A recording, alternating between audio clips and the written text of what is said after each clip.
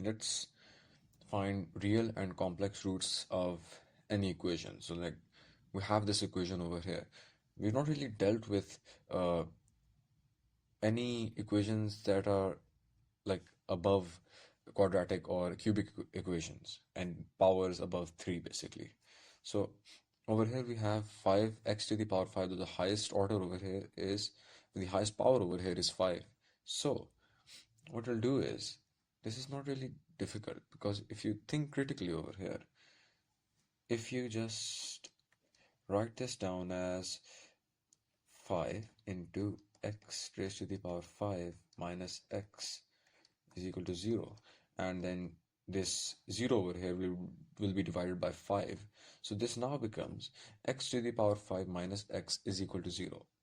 Now you can write this down as x into x to the power 4 minus 1 is equal to 0.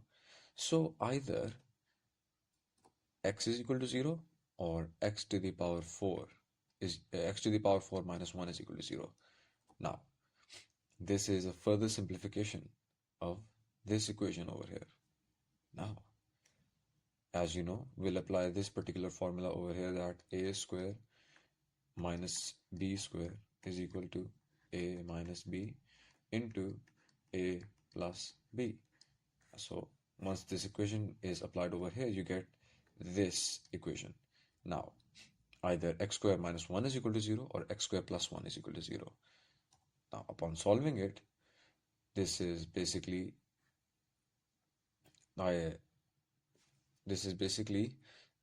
the fourth root of unity, and we've discussed how to do that earlier.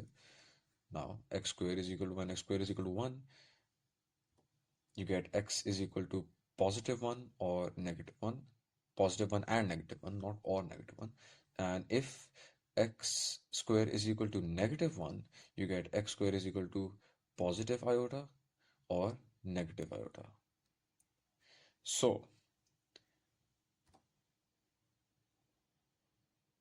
you get the values of x as 0, positive 1 and negative 1, and positive iota and negative iota. So those are the 5 roots. You have 3 real roots and 2 complex roots.